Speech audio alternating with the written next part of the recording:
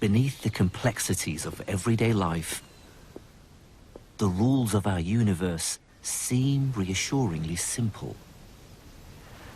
This solid bridge supports my weight. The water flowing underneath always goes downhill. And when I throw this stone, it always flies through the air following a predictable path. But as scientists peered deep into the tiny building blocks of matter, all such certainty vanished. They found the weird world of quantum mechanics. Deep down inside everything we see around us, we found a universe completely unlike our own. To paraphrase one of the founders of quantum mechanics, everything we call real is made up of things that cannot be themselves regarded as real. Around 100 years ago, some of the world's greatest scientists began a journey down the rabbit hole into the strange and the bizarre. They found that in the realm of the very small, things could be in two places at once. That their fates are dictated by chance. And that reality itself defies all common sense. And at stake, that everything we thought we knew about the world might turn out to be completely wrong. The story of our descent into scientific madness begins with a most unlikely object. Berlin, 1890. Germany is a new country, recently unified and hungry to industrialize. In this newly unified Germany, a number of new engineering companies were founded. They spent millions buying the European patent for Edison's new invention, the light bulb. The light bulb was the epitome of modern technology, a great optimistic symbol of progress. Engineering companies quickly realized there were fortunes to be made building streetlights for the new German Empire. But what they didn't realize was that they would also unleash a scientific revolution. Strangely enough, this humble object is responsible for the birth of the most important theory in the whole of science, quantum mechanics, a theory that I've spent my life studying. And that's because back in 1900, the light bulb presented a rather strange problem. Engineers knew that if you heated the filament with electricity, it glowed. The physics that underpinned this, though, was completely unknown. But something as basic as the relationship between the temperature of the filament and the color of light it produces was still a complete mystery. A mystery they were obviously keen to solve. And with the help of the new German state, they saw how to steal a march on their competitors.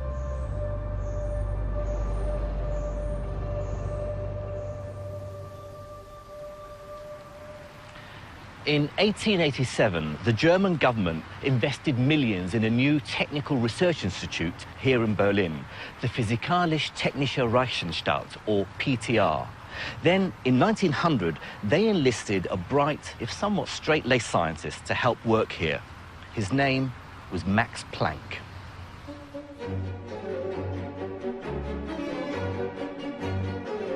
Planck took on a deceptively simple problem: why the color of the light changes as the filament gets hotter. To get a sense of the puzzle facing Planck, I'm going to ride this bicycle with an old-fashioned lamp powered by an old-fashioned dynamo.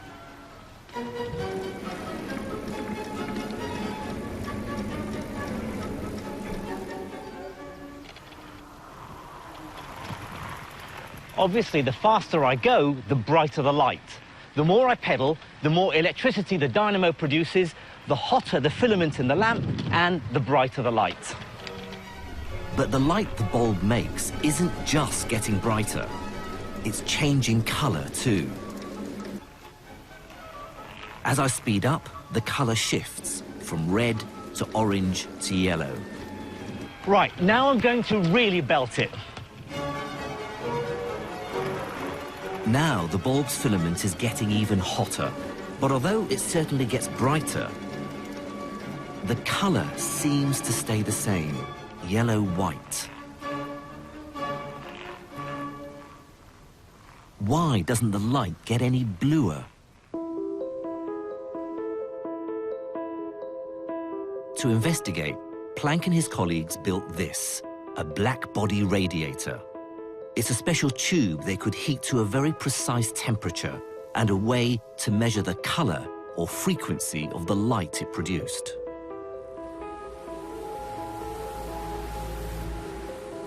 Nowadays, over 100 years later, the PTR still do exactly this kind of measurement, just much more accurately. The temperature inside here is 841 degrees centigrade. I can feel the heat coming off, and it's glowing with a lovely orangey red color. It's about the same color as my bike light when I'm cycling slowly. But I want to see something hotter still. The temperature inside here is about 2,000 degrees centigrade.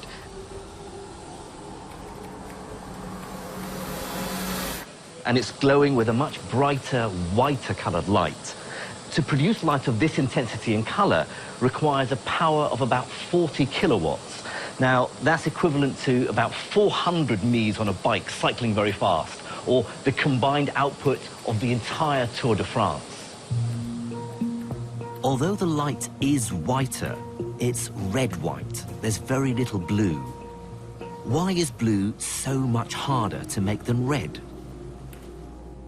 And further up the spectrum, beyond blue, the so-called ultraviolet is hardly produced at all, even when we look at things as hot as the sun. Even the sun, at a temperature of 5,500 degrees centigrade, produces mostly white visible light and makes remarkably little ultraviolet light given how hot it is. Why is this? Why is ultraviolet light so hard to make? This remarkable failure of common sense so perplexed scientists of the late 19th century that they gave it a very dramatic name. They called it the ultraviolet catastrophe. Planck took a crucial first step to solving this. He found the precise mathematical link between the color of light, its frequency, and its energy. But he didn't understand the connection. However, it was another weird anomaly that would really put the cat amongst the pigeons. In the late 19th century, scientists were studying the then newly discovered radio waves and how they were transmitted. And to do that, they were building experimental rigs very similar to this one. Basically, by spinning this disk, they could generate huge voltages that caused sparks to jump across the gap between the two metal spheres.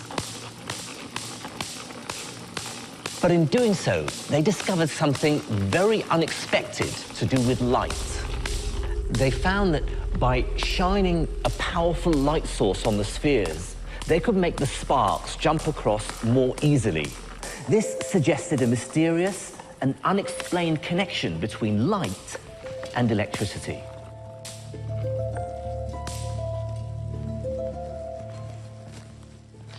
To understand what was happening, scientists used this. It's called a gold leaf electroscope. It's basically a more sensitive version of the spark gap apparatus. Now, first of all, I have to charge it up. What I'm doing is adding an excess of electrons that are pushing the two gold leaves apart. Now, first I take red light and shine it on the metal surface, and nothing happens. Even if I increase the brightness of the light, still the gold leaves aren't affected. Now I'll try this special blue light, rich in ultraviolet. Immediately, the gold leaves collapse.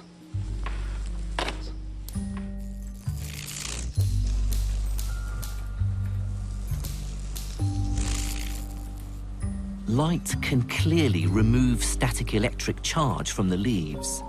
It can somehow knock out the electrons I added to them. But why is ultraviolet light so much better at doing this than red light? This new puzzle became known as the photoelectric effect.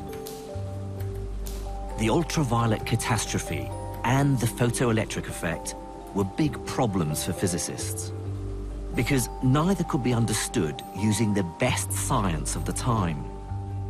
The science that said, quite unequivocally, that light was a wave.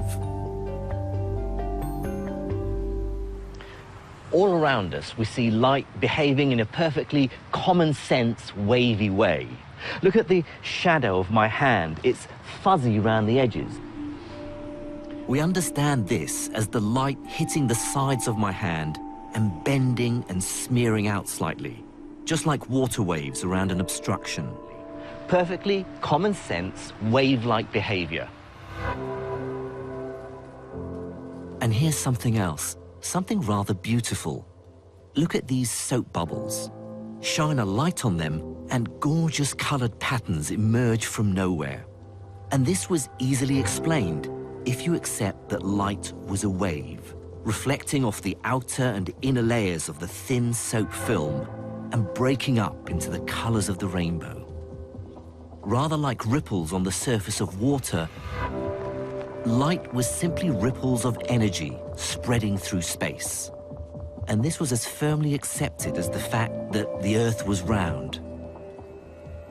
But although this wave theory worked perfectly well for shadows and bubbles, when it came to the ultraviolet catastrophe and the photoelectric effect, the wheels started coming off. The problem was this: how could light do this? To truly grasp how absurd this phenomenon was, it might be useful to consider how waves in water behave.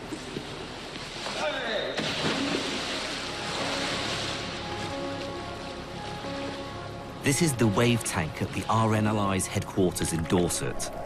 It's used to train lifeboat teams to deal with a range of different kinds of water waves. First, small waves, just 30 centimeters high. These waves don't have much energy, hardly enough energy to knock this top can off the other. But when the waves grow to over 1.5 meters, it's a very different proposition. And they're really throwing me about. There's no way I can keep this can balanced on the top.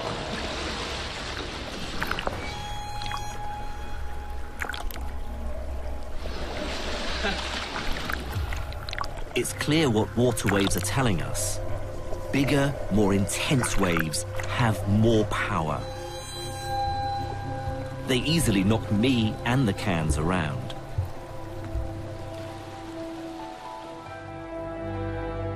So if light was a wave, more intensity should knock out more electrons.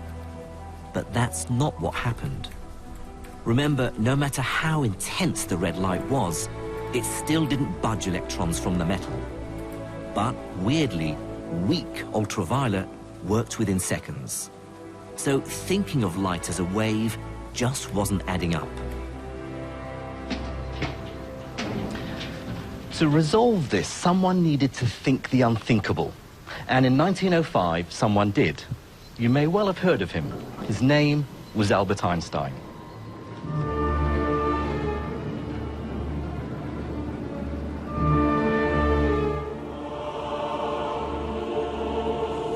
This is the Archenhold-Sternwarte Observatory in Berlin. Perched on top is a strange, huge iron and steel construction. But it's not a gun. It's actually a telescope. Built in 1896, the telescope was one of the largest of its kind in the world and made the observatory the go-to place to engage and astound the public in new science. Albert Einstein gave a very famous public lecture here on his theory of relativity, which is, of course, what he's most famous for. But it's not the work that won him the Nobel Prize.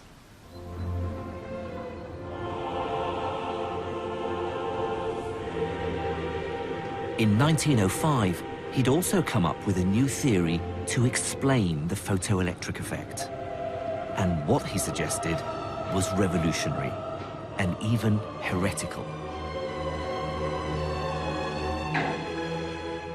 He argued that we have to forget all about the idea that light is a wave and think of it instead as a stream of tiny bullet-like particles. The term he used to describe a particle of light was a quantum. To Einstein, a quantum was a tiny lump of energy. And although in 1905 the word wasn't new, the idea that light could be a quantum seemed crazy. And yet, following Einstein's heretical line of thought to its logical conclusion, solved all the problems with light at a single stroke.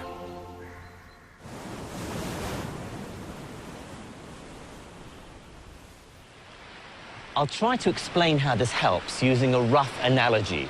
Of course, like all analogies, it's far from perfect, but hopefully it'll give you a sense of the physics to help you understand why thinking of light as a stream of particles solves the mystery of the photoelectric effect.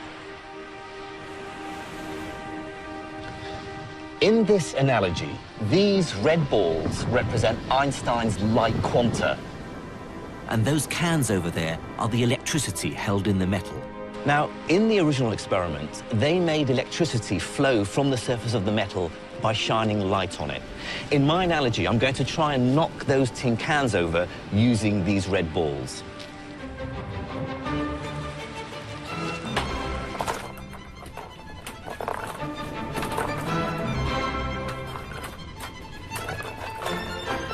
Absolutely no effect. That's just like red light. According to Einstein, each particle of red light carries very little energy because red light has a low frequency. So even a very bright red light with many red light particles can't dislodge any electrons from the metal plate, just like the red balls. Now I'm going to use heavier balls, like these blue golf balls, and I'm going to try and knock off the tin cans with these.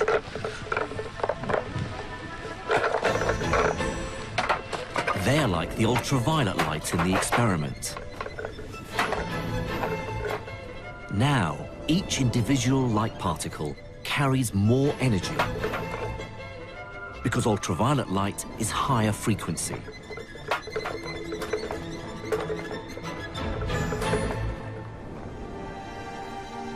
Just a few of them, like a dim ultraviolet light, are enough to knock the electrons out of the metal plate and collapse the gold leaf. So Einstein's idea that light is made up of tiny particles or quanta is a wonderful explanation of the photoelectric effect. I remember when I first learnt about this, being blown away by its sheer elegance and simplicity. But what's more, Einstein's nifty idea also helped solve Planck's mystery of the light bulb. There was more red than ultraviolet because ultraviolet quanta took so much more energy to make, about 100 times more energy. No wonder there are so few of them. That moment at the beginning of the 20th century signaled a genuine revolution because it demonstrated that the kind of physical science that people were doing right back to Newton and Laplace and people like that, that you needed a completely new approach. Physics has never recovered from that moment in the sense that it's built on that moment. That's where modern physics really began. But Einstein's theory also left physicists with a dizzying paradox, defying all common sense. Light was definitely a wave, which explained shadows and bubbles. And now it was definitely a particle too, Einstein's quanta, explaining the photoelectric effect and the ultraviolet catastrophe. Then, just a few years after Einstein's brilliant, crazy idea, the paradox got a lot deeper and a whole lot weirder. because what seemed to be a curious mystery about light was about to become a battleground about the nature of reality itself.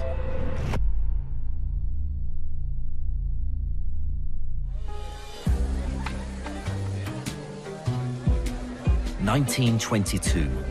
The Western world is in the grip of a revolution, a cultural revolution. James Joyce's Ulysses is published.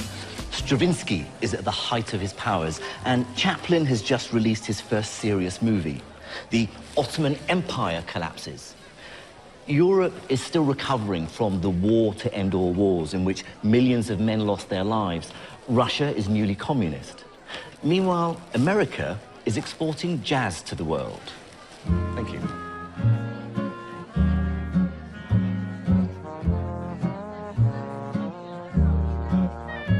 In art, politics, literature, economics, there was an insatiable appetite for change. This was the birth of modernism. You got a heart that there's no way of knowing. Can see where you are, but can't see where you're going. And I'm stuck here still. I'm tangled up with you. This whole world can be so uncertain. But, and I might get into trouble for saying this, I would argue that the upheaval that took place in physics at this time would eclipse them all and have far longer-lasting consequences. It had begun with the discovery of the weird and contradictory wave-particle nature of light. It ended up as an epic battle fought between the greatest minds in science for the highest possible stakes, the nature of reality itself.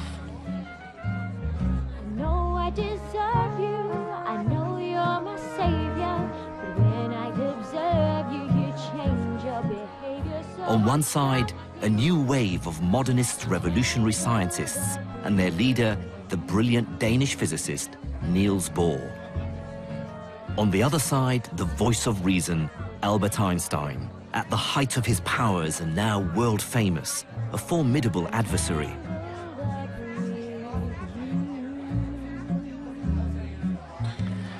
The battle raged for decades. Actually, in some ways, it still does. It was fought across the world in universities, at conferences, in bars and cafes. It would reduce grown men to tears. And it began with a deceptively simple experiment. this whole world can be so uncertain. But weirdly, it was an experiment that wasn't even about light. It was about the particles that make electricity.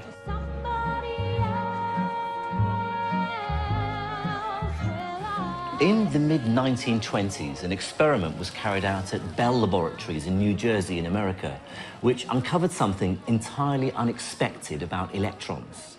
Now, at the time, it was accepted without question that electrons were these tiny lumps of matter, small but solid particles like miniature billiard balls. In the experiment, they fired a beam of electrons at a crystal and watched how they scattered. Now, that's entirely equivalent to taking a beam of electrons, say, from an electron gun, and firing it at a screen with two slits in it, so that the electrons pass through the slits and hit another screen at the back.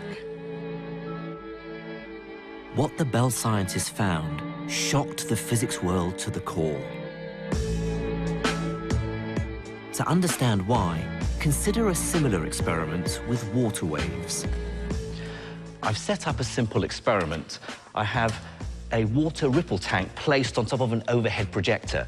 I have a generator producing waves that pass through two narrow gaps.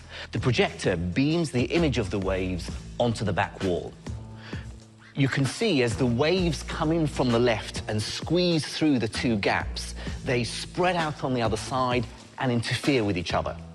What this means is that when you get the crest from one wave meeting the crest from another, they add up to make a higher wave. But when the crest from one meets a trough, they cancel out. This gives rise to these characteristic lines leading to the signature wave pattern. bands of light and dark. Whenever you see these light and dark bands, the signature wave pattern, you know without doubt that you've got wave-like behavior.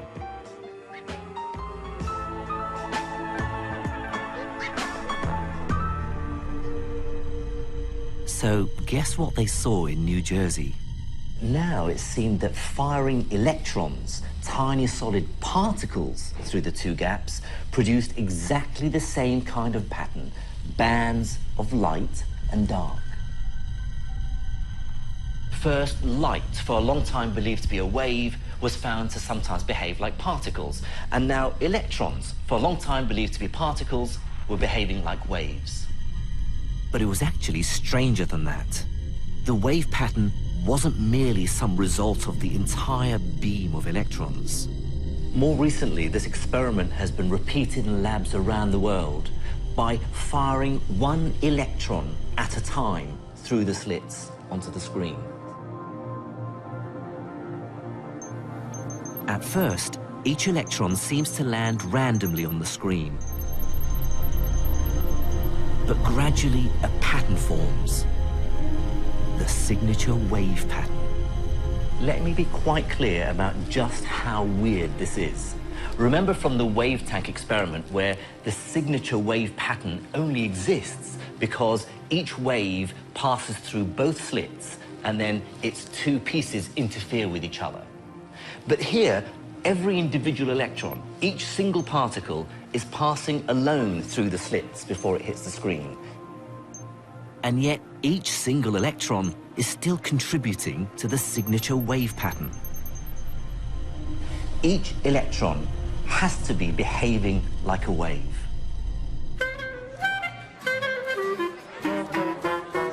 To explain this strange result, Niels Bohr and his colleagues created quantum mechanics, a crazy theory of light and matter that embraced contradiction and didn't care that it was almost impossible to understand.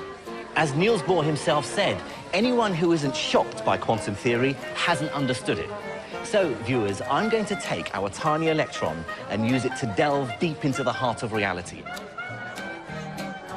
And yes, prepare to be shocked, because this is the only way to explain what we observe when a single electron travels through the slits and hits the screen.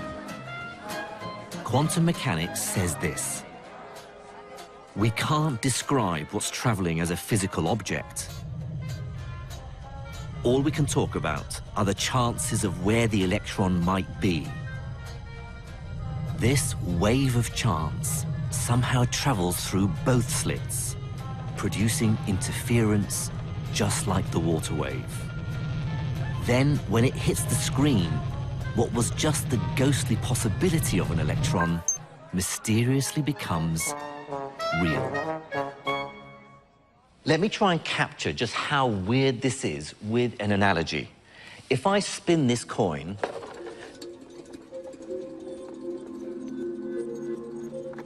then all the time it's spinning, it's a blur. I can't tell if it's heads or tails. But if I stop it, I force it to decide, and it's heads.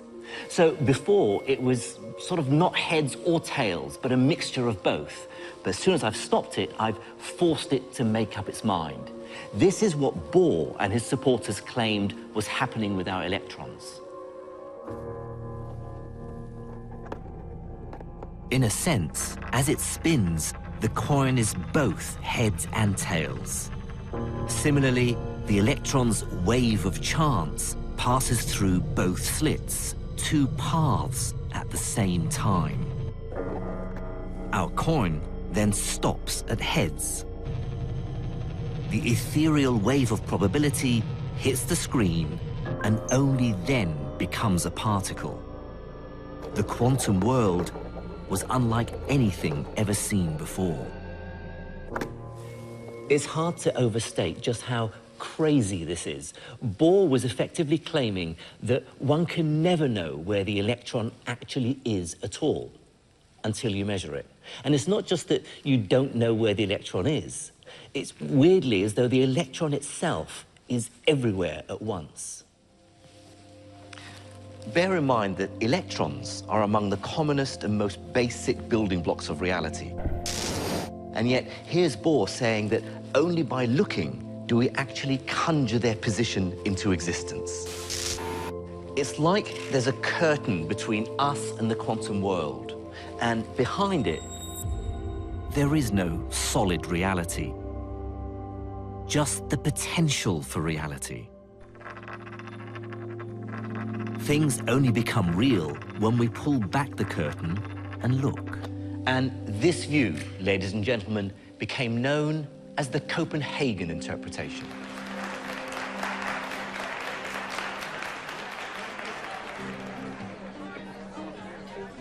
Persuasive as it might seem, many people couldn't stomach Niels Bohr's outlandish ideas.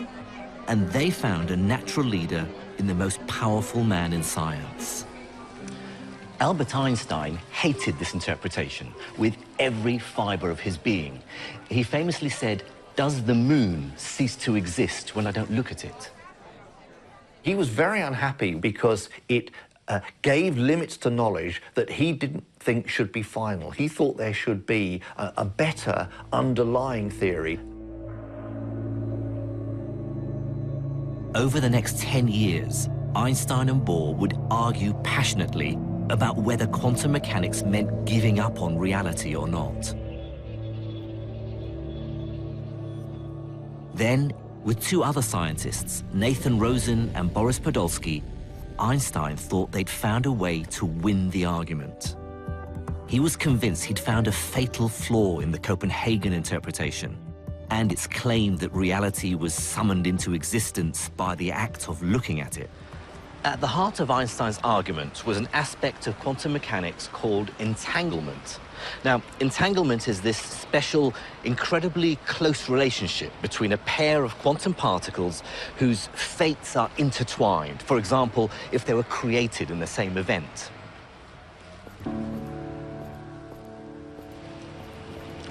Let me try and explain this by imagining the two particles are spinning coins.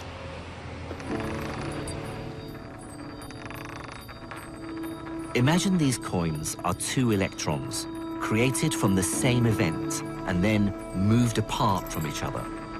Quantum mechanics says that because they're created together, they're entangled. And now many of their properties are forever linked, wherever they are. Remember, the Copenhagen interpretation says that until you measure one of the coins, neither of them is heads or tails. In fact, heads and tails don't even exist. And here's where entanglement makes this weird situation even weirder. When we stop the first coin and it becomes heads, because the coins are linked through entanglement, the second coin will simultaneously become tails. And here's the crucial thing. I can't predict what the outcome of my measurement will be, only that they will always be opposite. Einstein seized on this because it meant that something was happening between the two coins that was almost too crazy to imagine. It's as if the two coins are secretly communicating instantaneously across space and time, even if the first coin was on Earth and the other was on Pluto. Einstein refused to believe this instantaneous, faster-than-light communication. His theory of relativity said that nothing could travel that fast, not even information. So how could one coin instantaneously know how the other would land? He disparagingly called it spooky action at a distance and claimed it was a fatal flaw in the Copenhagen interpretation. What's more, he had a better idea. Einstein believed there was a simpler interpretation, that somehow the destiny of the two coins, whether or not they ended up heads or tails, was already fixed long before we observed them. He said that although it seemed the coin was deciding to be, say, heads at the moment of observation, actually that decision was taken long before. It was just hidden from us. In Einstein's mind, quantum particles were nothing like spinning coins. They were more like, say, a pair of gloves, left and right, separated into boxes. We don't know which box contains which glove until we open one. But when we do, and find, say, a right-handed glove, then immediately we know that the other box contains the left-handed glove. But crucially, this requires no spooky action at a distance. Neither glove has been altered by the act of observation. Both of them were either left or right-handed glove from the beginning, and the only thing that has changed is our knowledge. So, which is the true description of reality? Bohr's coins, which only become real when we look at them, and then magically communicate to each other? Or Einstein's gloves, which are hidden from us, but are definitely left or right from the beginning? In other words, is there an objective reality, as Einstein believed, or not, as Bohr maintained? In the late 1930s, as the world plunged into war, there was no way to answer this question. The battle to understand the nature of reality was deadlocked.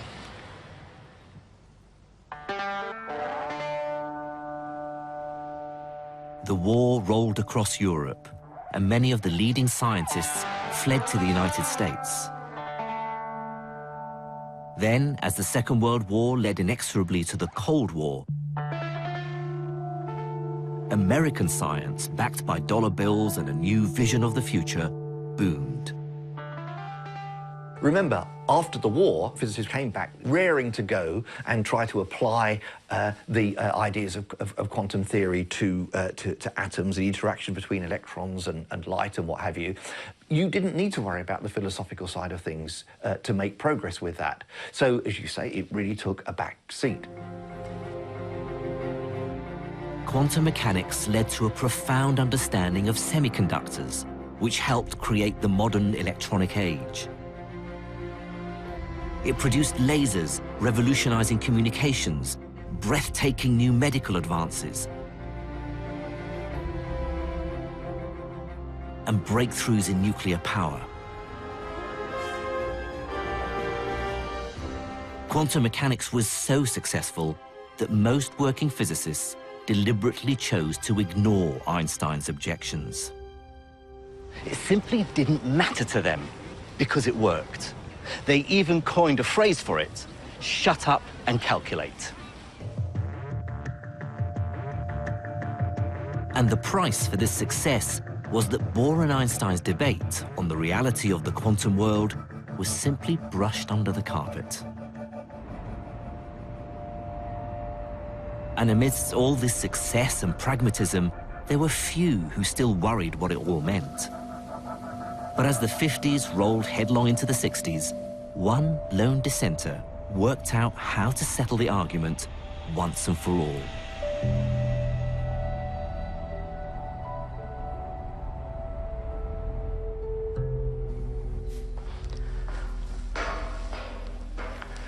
John Bell, I think it's fair to say, isn't well known to the general public.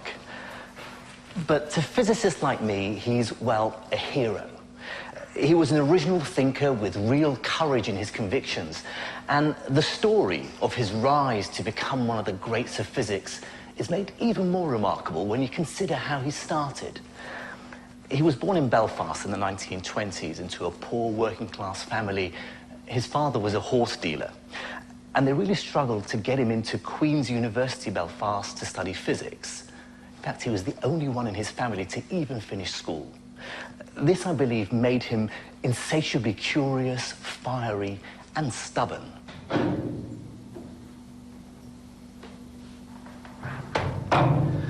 I remember meeting John Bell in 1989, a year before he died. We were both at a conference in America, and we happened to be sharing a lift just after both attending a talk on quantum mechanics. Keen to say something to the great John Bell, I said I thought the speaker's conclusions were completely crazy. He stared at me with his piercing blue eyes, and for a moment I thought my fledgling physics career was going down the drain. But as the lift doors opened and he was about to leave, he said, "Yes, I completely agree with you. Haven't they heard of the helium problem?" To this day, I'm not quite sure what the helium problem is, but I was just so relieved that John Bell and I agreed.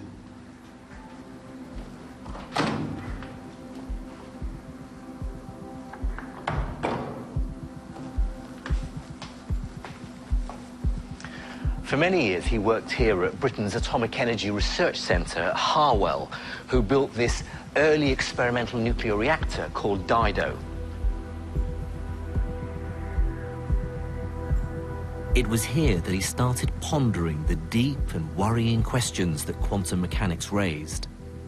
Did the quantum world only exist when it was observed? Or was there a deeper truth out there waiting to be discovered? In fact, he was so troubled, he began to wonder if there was a problem at the heart of quantum mechanics. He famously said, "I hesitate to think it might be wrong, but I know it is rotten." And so in the early 1960s, Bell decided to try and resolve the crisis at the heart of quantum physics. It was an epic challenge. After all, how do you check if something is real, if something is or isn't there, all without looking? How do you look behind the curtain without pulling it open? But John Bell came up with a brilliant way of doing exactly that. I think this is one of the most ingenious ideas in the whole of physics. It's certainly one of the most difficult to understand and explain, but I'm going to try and have a go, and yes, I'm afraid I'm going to use another analogy. This time, I'm going to play a game of cards, but it's one for the highest possible stakes, the nature of reality itself. The card game is against a mysterious quantum dealer. The cards he deals represent any subatomic particles, or even quanta of light, photons. And the game we'll play will ultimately tell us whether Einstein or Bohr was right. Now, the rules of the game are deceptively simple. The dealer is going to deal 2 cards face down.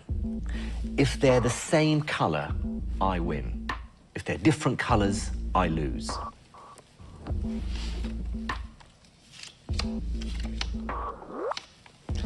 So, I have a red, so I need another red to win. That's black, I lose. Again, opposite colors, I've lost both those.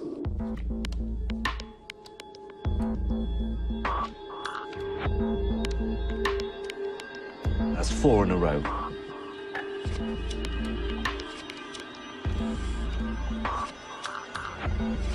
That's 6 pairs in a row that I've lost. Okay, I think I know what the dealer's doing here. Clearly, the deck has been rigged in advance so that every pair come out as opposite colors. But there's a simple way to catch the dealer out. So what we can do now is change the rules of the game. This time, if they are the opposite color, I win.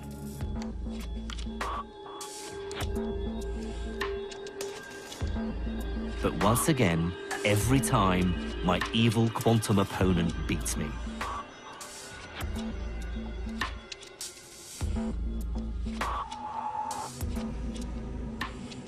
But again, I can see what the crafty dealer could have done. Maybe while I wasn't looking, he's switched the pack and rigged it so that it always lands in his favor. Now every pair is the same color. Rigged decks, remember, were what Einstein thought was really happening in the entanglement experiment. He said that just like the gloves were already placed in the box, so the evil dealer stacked the cards before we played. But Niels Bohr's idea was very different. He said red and black don't even exist until you turn them over. Bell's genius was that he came up with a way of deciding once and for all who was right, Einstein or Bohr. This is how he did it. I'm now not going to tell the dealer which game I want to play, same color wins or different color wins, until after he's dealt the cards. Now, because he can never predict which rules I'm going to play by, he can never stack the deck correctly. Now, he can't win. Or can he? So now the rules are different wins. The same, okay? Same color wins. This gets to the very heart of Bell's idea. If we now start playing and I win as many as I lose, then Einstein was right. The dealer is just a trickster with a gift for sleight of hand. Reality may be tricky, but it does have an objective existence. But what if I lose? Well, then I'm forced to admit that there is no sensible explanation. Each card must be sending secret signals to the other across space and time in defiance of everything we know. I'm forced to accept that at the fundamental quantum level, reality is truly unknowable.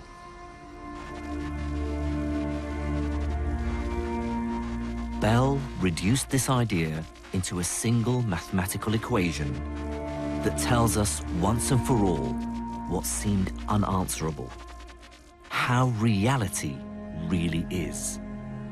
John Bell published his idea in 1964, and the extraordinary thing is, at the time, the entire physics community ignored him.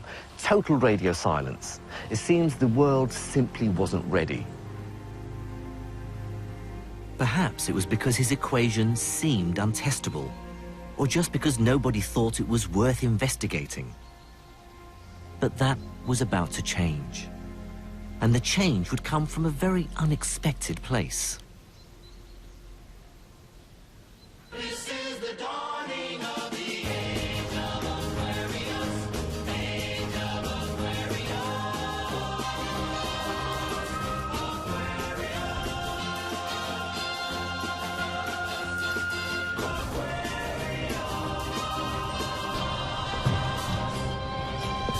America was in crisis over Vietnam, Watergate, feminism, the Black Panthers. And while all this was going on, a small group of hippie physicists were working at the University of Berkeley in California. They did all the hippie things. They smoked dope, they popped LSD, they debated things like Buddhism and telepathy.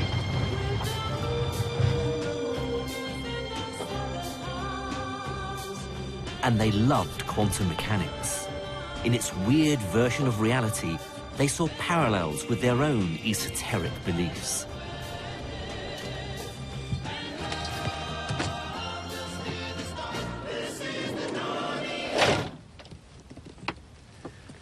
Their hippie New Age style physics also caught the attention of the public, who read their crazy hippie books that mixed quantum mechanics with Eastern mysticism. Books like The Tao of Physics, The Dancing Wooly Masters, and my personal favorite, Space, Time and Beyond, Towards an Explanation of the Unexplainable. But more importantly for our story, the story of quantum mechanics, these hippie physicists also turned their attention to Einstein's now famous thought experiment and what it told us about the nature of reality. They saw Niels Bohr's secret signaling as proof that physics supported their own ideas. Because if two particles could spookily communicate across space, then ESP, telepathy, and clairvoyance were probably true as well. If only they could prove it really existed. Then, in 1972, they realized that with a bit of mathematical sleight of hand, they could take Bell's equation and experimentally test it. One of their group, John Clauser, borrowed some equipment from the lab he was working in and set up the first genuine and ultimate test of quantum mechanics. This is a picture of that first experiment, built of leftovers and stolen equipment. Over the next few years, it was improved by a team led by Alan Aspect in Paris, making its results more reliable. Over 10 years after Bell first proposed his equation, finally it could be put to the test. This is a modern version of the experiment first carried out by John Clauser and then Alan Aspect. Here, a crystal converts laser light into pairs of entangled light quanta, photons, making two very precise beams.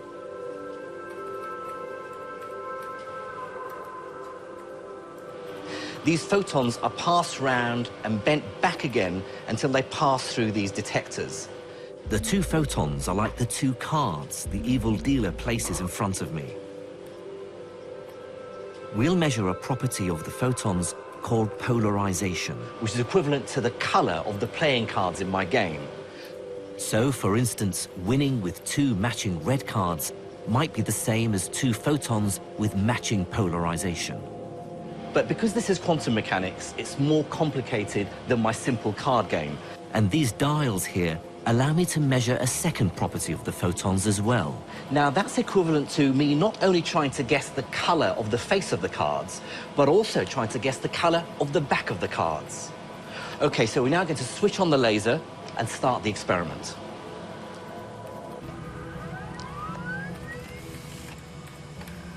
So this number here gives me the number of photon pairs coming through the experiment. That's equivalent to the pairs of cards in my game. The graph here dropping down gives me the probability that I can win, that I'm guessing right.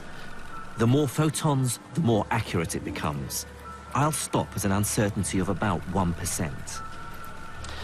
And the final answer is 0.56. So if I put that into my equation, I now need to run the experiment 3 more times, corresponding to the 4 different settings of these dials. Each run is now like a different set of rules for the quantum dealer. And when I add them up and get the answer, if it's less than 2, then Einstein was right. If it's greater than 2, then Bohr was right. Okay, so now for the second setting. Just remember what the experiment will show. If the numbers come out less than 2, then it's proof the dealer has been stacking the deck. This was Einstein's view. Okay, so the number I get this time is 0.82.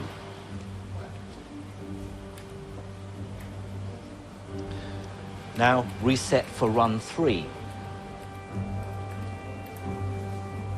But if the result is greater than 2, then the deck cannot be stacked, and something else is at work. Okay, so the run 3 result is minus 0.59. And finally, run 4. This last number will finally reveal if the world follows common sense or something much more bizarre. Okay, so our final result is in, and it's 0.56. So if we turn the laser off...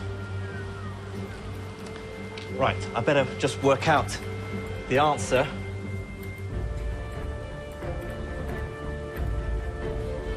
And there we have it, 2.53.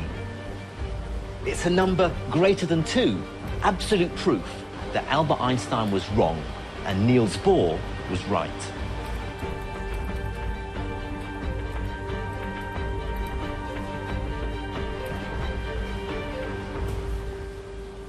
The significance of this result is simply enormous. Just remember what it means. Einstein's version of reality cannot be true. No amount of clever jiggery-pokery with our experiment can cheat nature. The two entangled photons' properties couldn't have been set from the beginning, but are summoned into existence only when we measure them. Something strange is linking them across space. Something we can't explain or even imagine other than by using mathematics. And weirder, photons do only become real when we observe them. In some strange sense, it really does suggest the moon doesn't exist when we're not looking. It truly defies common sense.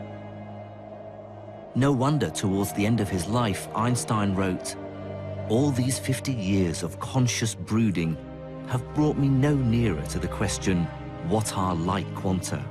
Every Tom, Dick and Harry thinks he knows it, but he is mistaken." The experiment only confirms this. Whatever is happening, we just don't understand it. But it doesn't mean we should stop looking. While it's true that Einstein's dream of finding a reasonable, common-sense explanation was shattered for good, my own personal view is that this doesn't necessarily banish physical reality. Like Einstein, I still believe there might be a more palatable explanation underlying the weird results of quantum mechanics. But one thing is clear. Whether there are physical, spooky connections, whether there are parallel universes, whether we bring reality into existence by looking, whatever the truth is, the weirdness of the quantum world won't go away. It'll rear its ugly head somewhere. 120 years ago, the greatest scientific revolution ever was brought about by a light bulb. And scientists are still using powerful light sources, like X-rays, to unlock nature's mysteries. This is the Diamond Light Source. It's Britain's single largest science facility. The X-rays produced here are 10 billion times more powerful than a hospital X-ray. With that sort of power, scientists can slice into matter and glimpse those quantum secrets inside.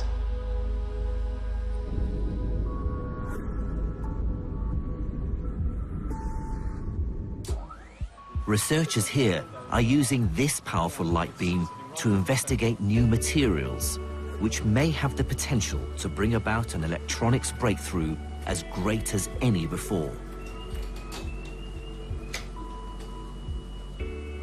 Just as the quantum pioneers of the 20s and 30s ended up bringing about a scientific and technological revolution, so this generation of physicists are set to usher in a new quantum era.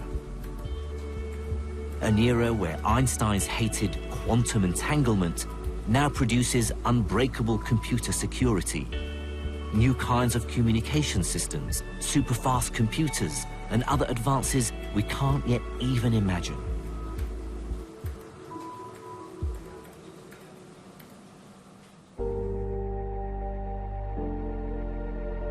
And this is why quantum mechanics thrills and frustrates me. It's capricious, it's counterintuitive, it even sometimes feels just plain wrong. And yet, it still surprises us every day. And I, for one, believe that our knowledge of the quantum world is still far from complete, that there are greater truths about nature yet to be discovered. And that's still what keeps me awake at night. Next week, join me as my journey into the quantum world gets even more surprising. I investigate how its weird rules are crucial for life, and how the bizarre behavior of subatomic particles might even influence evolution itself.